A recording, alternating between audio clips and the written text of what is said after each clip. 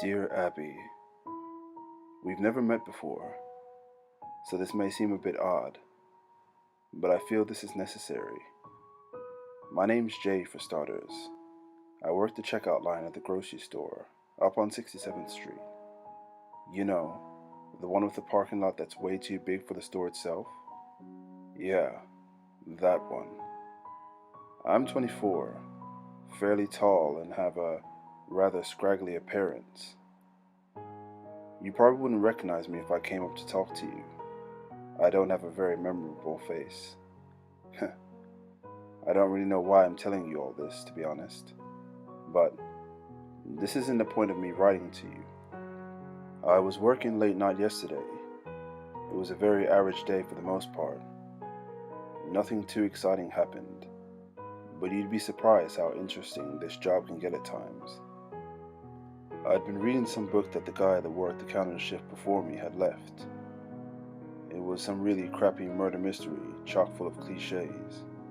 Incredibly boring if you ask me. But it's something to do, I guess. When you showed up though, my whole night changed. I don't exactly know what it was about you that caught my attention at first, but as soon as I saw you, I got this odd feeling. A weird mix between excitement and terror. That's the best way I can describe it, at least. I saw you walk into my line and I quickly composed myself. I'd been slouching down in my chair for a while since I rarely ever get anyone in my line. It was only when you got closer that I realized what about you had caught my attention. You were absolutely beautiful. You walked up and said, "Hey," and handed me your card. I could tell by the way you were talking and the way you looked that you were very sleep deprived, though this wasn't surprising considering how late it was. After a second or two of awkward silence, I realized that you greeted me. I suddenly forced out a hi in response. I cursed myself out mentally for that one. I sat there for a second, trying to focus. "What's your name?" I asked. It's only later I realized how odd this must have seemed. What kind of grocery bag guy asks what someone's name is? I'm glad I did though. I remember you said you were named Abigail, but that you go by Abby for short. Abby. It seemed to fit so perfectly. The name seemed to roll off my tongue as I said it back to myself silently. It was like sweet honey. It just felt so good as I said it. You seemed to be perplexed when I looked back at you. I wonder if I'd done something to upset you. "Shouldn't you be packing those?" you said, and pointed to your groceries. Suddenly, shocked and embarrassed, I looked up and apologized and clumsily started shoving groceries into the bag as fast as I could. I couldn't believe myself. How stupid could I be? But when I looked up, I realized you were laughing. "You're kind of cute," you said. I tried to play it off cool, but I was obviously thrilled. A girl like this thought I was cute? "You are too," I said as I hastily packed the rest of your groceries. As you walked out, you turned around as you reached the door and said, "Have a good night." I'm guessing I looked pretty stupid writing all this down. You probably still remember it. I mean, it did just happen yesterday. But I went home ecstatic that night, and with all the confidence in the world. I feel like it's almost unreal writing it back here. Anyways, I wanted to write you this letter, Abby, to tell you that I love you. I don't know what it was I felt that night. It was some weird mix-up of emotions, but all I know was that even in the small little transaction we had, I felt as if there was something between us. Please, write me back soon. Sincerely, Jay.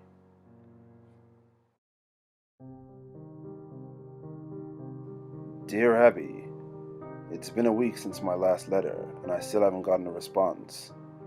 But that doesn't matter. How have you been? My life's just been as normal as usual. Get up, go to work, go to bed. I live in a really shitty apartment, but I guess that's what you get when you work as a grocery bagger. I've thought about you a lot lately, and I sometimes wonder if you still remember me. I saw you again today at work. This time, it was at a more reasonable hour, thankfully. I didn't want to bother you to see if you'd approach me on your own. You came to my line again, which made me absolutely thrilled. This time, I was less nervous. I was going to act normal no matter what you did or said. I wasn't going to let a girl like you slip through my fingers. As you walked up and muttered something that was too quiet for me to make out, and waited at the end of the counter for me to finish packing your groceries. This obviously wasn't what I had expected, but it wasn't all too bad. You didn't seem to feel anything at all, actually. I was expecting you to either come up and talk to me or avoid me like the plague, but instead, you just walked through as if I was another stranger. This makes me wonder if you got my last letter. You should check your mailbox more often. There was one moment where I felt something, though. I looked over briefly to see what you were doing, and at the same time, you seemed to look up to me to see how far along I was. Right then, our eyes are locked. Only for a second or two, but in those 2 seconds, I saw so much more in you than I had seen last time. I felt as if I had known you for years, like I knew all your intricate feelings and emotions. Did you feel anything like that with me? Shortly after I finished packing your bags, you paid and walked out. Obviously, this was a pretty normal process for me considering I do it about 50 times every day. But I had been determined since that night I wrote you that letter that the next time I saw you, I was going to get more out of it. I kind of screwed that one up. I wasn't satisfied with it. I had to have more. There's a little room in the very back left corner of the grocery store designated for staff. In there, I knew they kept all the security footage from the day. All staff are informed of this and the security camera's locations when they are hired. Luckily for me, there's one position right next to my counter. I waited until the store closed up and everybody left, and then I went in. After flipping through a few of the TV screens, I found the one that was connected to the camera by my counter. I rewinded it until about when I remember you coming in. After a few minutes of scanning, I'd found it. There you were. I paused on the best still shot I could find. I knew the camera wouldn't do you justice, but it was the best I could have for now. Having a longer look at you, I realized how truly perfect you were. Every feature of your body, your hair, your face, your legs, your chest, was just perfection. I rewinded the tape to when you first came up to my line a few times. I couldn't help myself. My eyes were glued to the screen. After a few minutes of consideration, I popped out the tape and shoved it into my pocket, and then drove home. I knew I wasn't allowed to. I could very well be fired for taking such actions, but I couldn't help myself.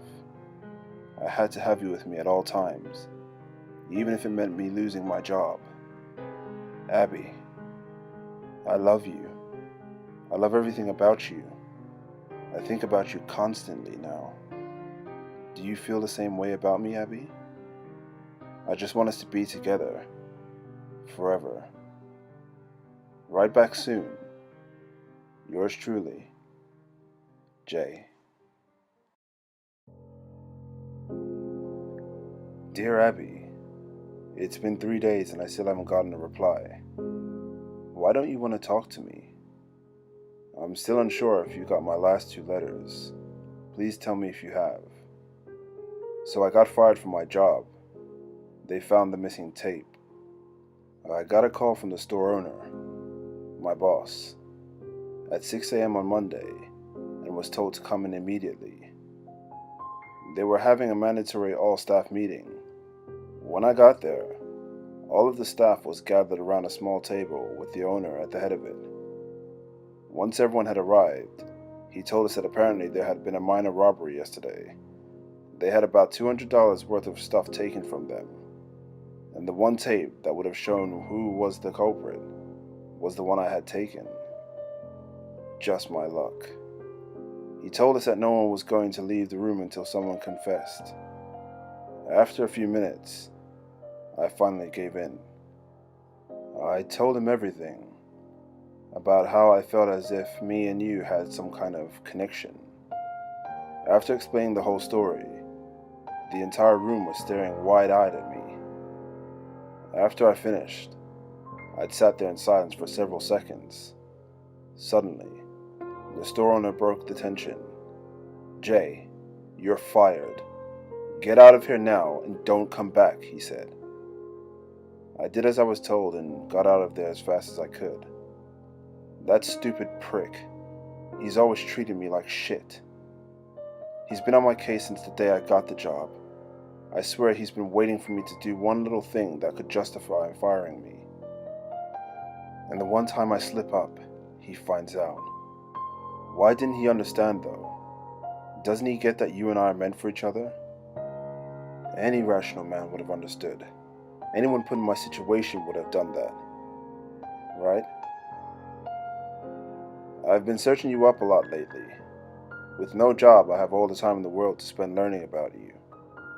Do you know how much you can find out about someone with just the first name and town of residence? I found out your last name's Merritt. What a beautiful name. Abby Merritt. I can't help but say it aloud whenever I think about you. I've also found out that you're 24, and you live a mile away from me. I drove down to your apartment complex today. It looks very nice. Much nicer than where I live. I asked to see you multiple times, but I was told that you weren't there every time. I felt more and more discouraged every time, but I was determined to see you again. After a few hours of asking, I decided to stay in the back parking lot for a while waiting for you to come back. And after many hours of waiting, you did. It was late at night, around 10 I believe. I saw you pull up in your car and get out. I felt a sudden rush of warmth seeing your face again. I know I have the security camera tape to look at, but it doesn't compare to seeing you in real life. I made sure to record it for later when I was at home, this time, with a much higher quality camera. I wanted to capture as much detail as possible. I didn't know the next time I would see you and the security tape wasn't enough for me anymore. I asked the woman at the front desk multiple times what your room number was, but she refused to tell me. She thought I was some sort of creep. See, Abby? These people don't understand us. They don't understand what we feel for each other. I ended up waiting in the parking lot a little while longer until someone came out. After talking to him for a bit, he told me what your apartment number was. He didn't want to talk at first, but I made him. You'd be surprised what you can make people tell you when you're holding a knife to their chest. Don't worry, I didn't hurt him too bad. But we can't have someone interfering with us. Don't you agree, Abby? I'm sick of all these people trying to keep us apart. I ended up watching you from the parking lot for a while. Once I found out your room number and how the rooms in this complex were organized, it wasn't too hard to locate it. You should be more careful about shutting your blinds, you know. I was easily able to watch you from the parking lot. I can't get you out of my head anymore. Ever. All I do is watch that video I took of you over and over. Abby, I want to be with you. Forever. I want to wake up in the morning to see you next to me in bed. I cannot wait until the next time I see you again. Love, Jay.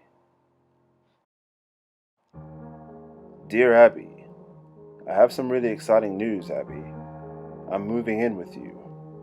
Aren't you excited? We can spend hours and hours together.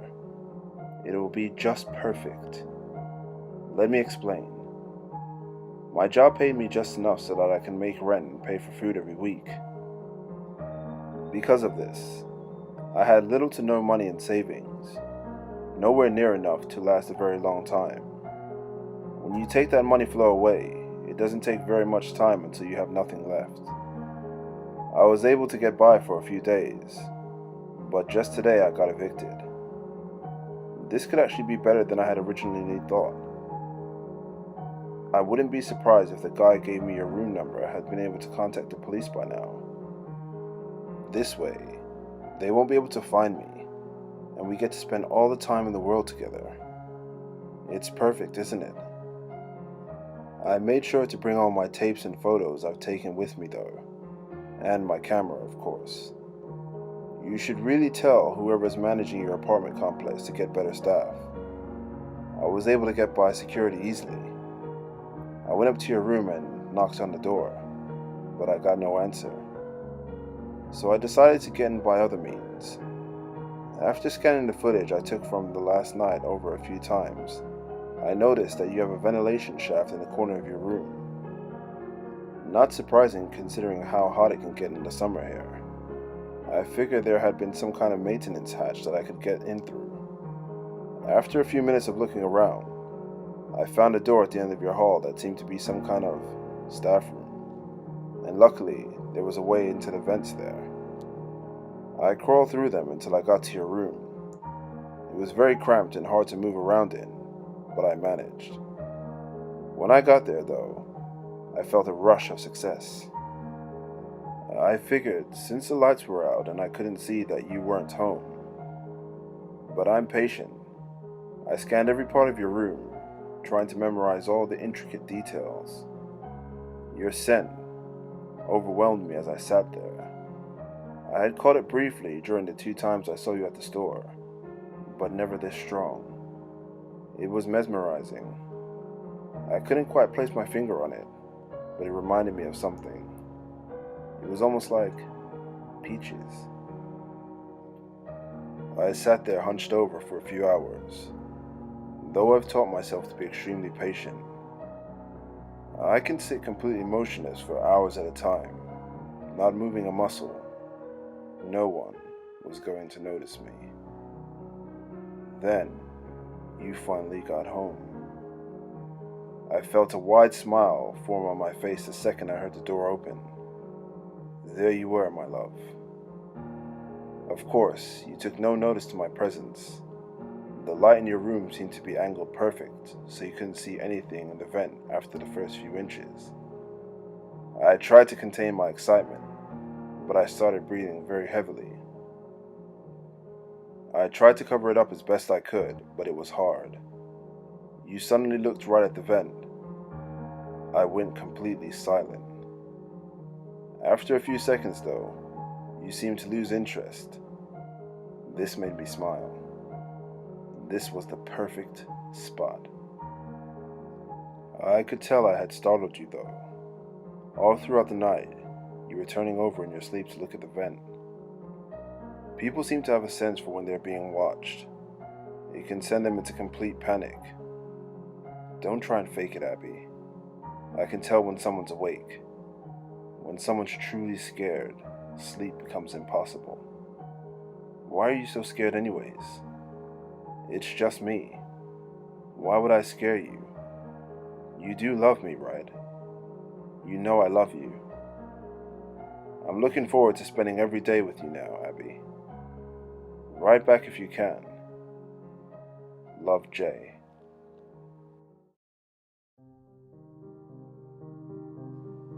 Dear Abby, I saw you wake up this morning. I didn't sleep a wink last night. You were too enthralling. I spent the whole night watching you. I couldn't help it. Anytime I tried to look away, my eyes seemed to be drawn back a few seconds later. You look even more amazing when you're sleeping, you know. You'd be surprised how much you can learn about a person's personality by watching them sleep.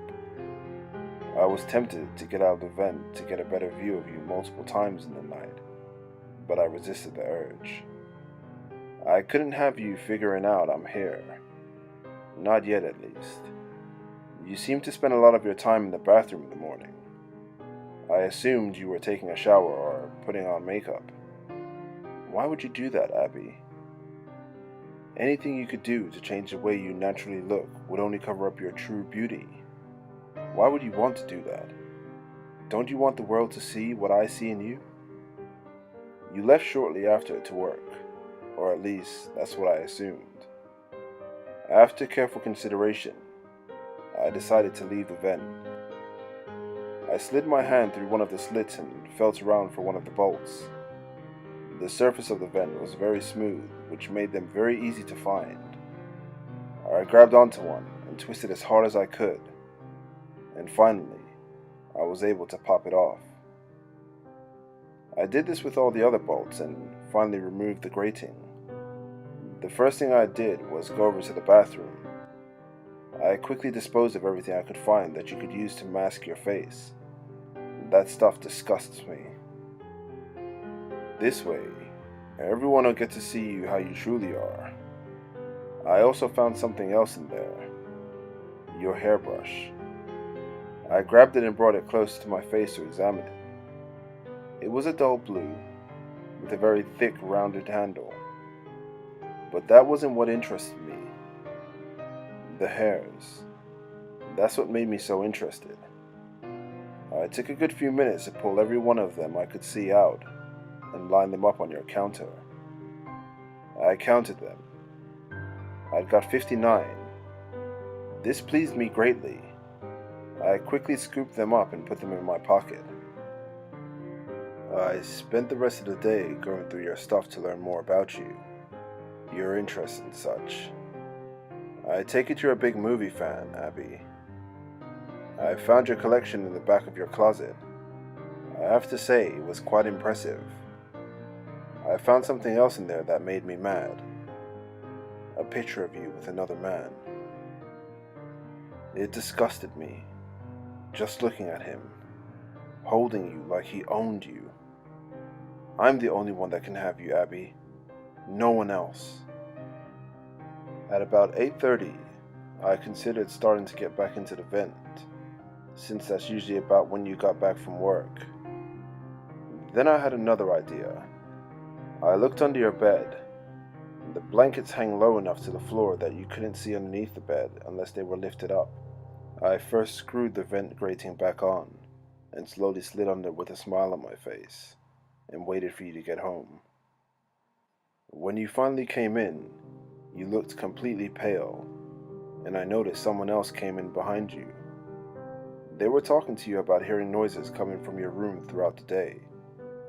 I mentally yelled at myself. I would need to be more careful from now on. Going under the bed had seemed to be a good idea though, since obviously your first thought was to check the vent. You thanked the person and they left. Finally, you and I were alone.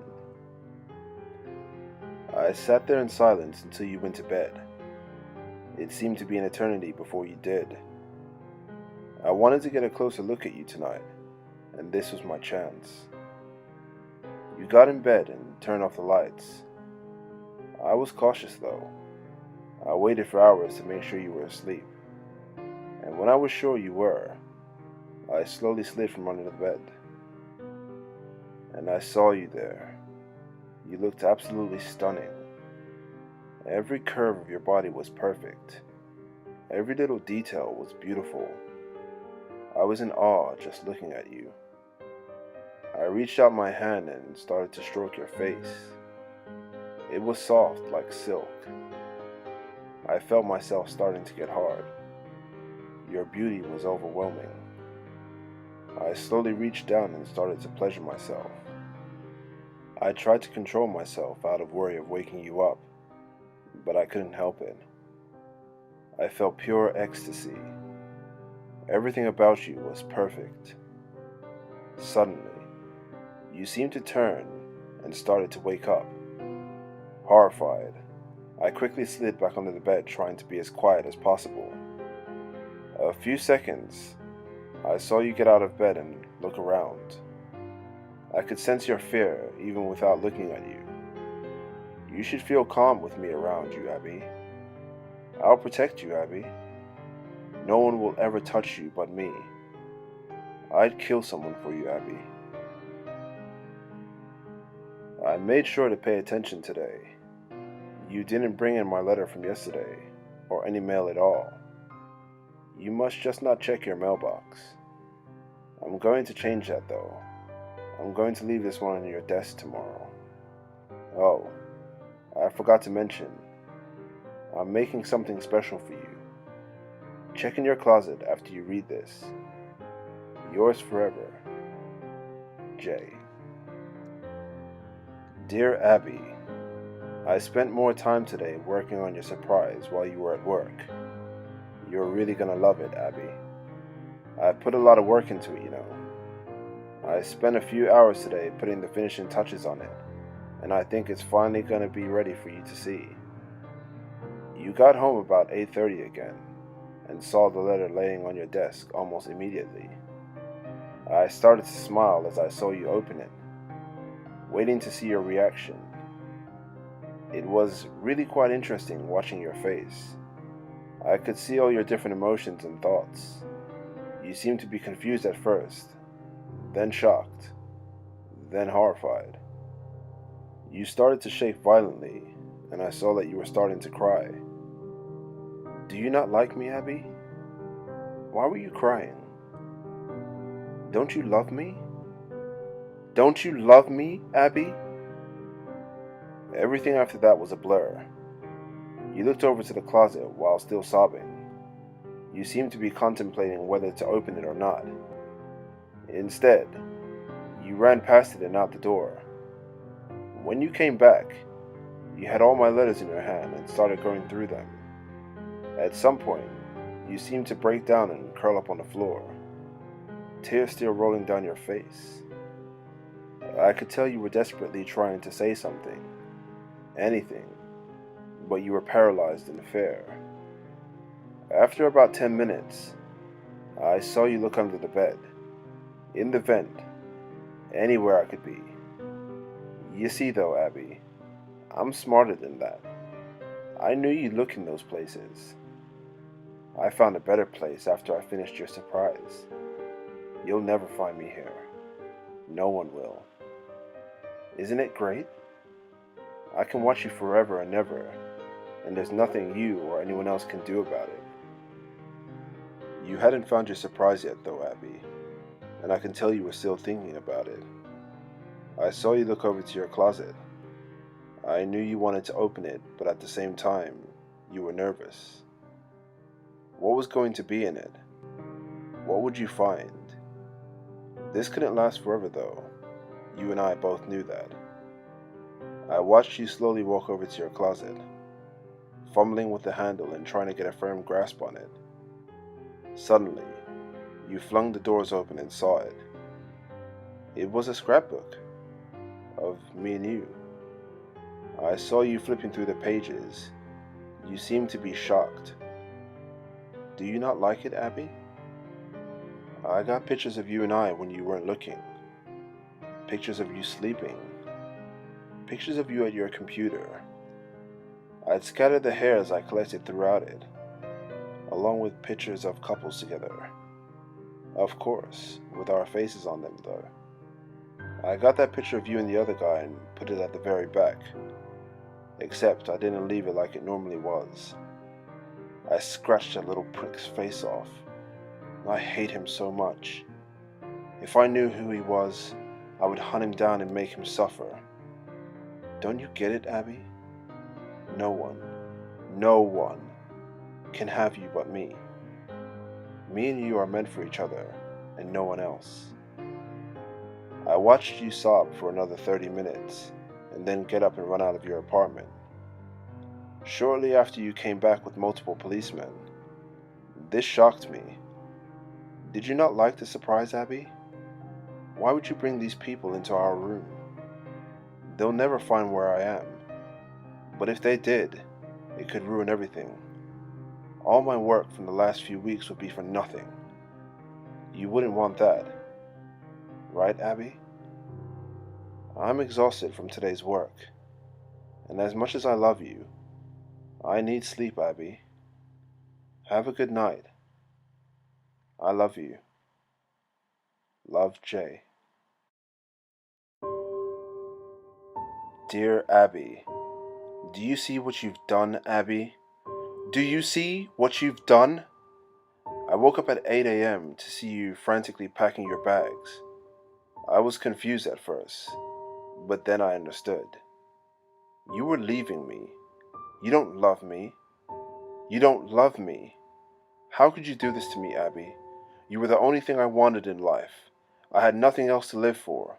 But when I first met you, I saw a shimmer of hope. I thought that I'd finally have a reason to wake up in the morning and go on with my shitty life. And you went and threw that away. How could you do this to me, Abby? After a few seconds, you left your room. I got out of my hiding spot and followed behind you.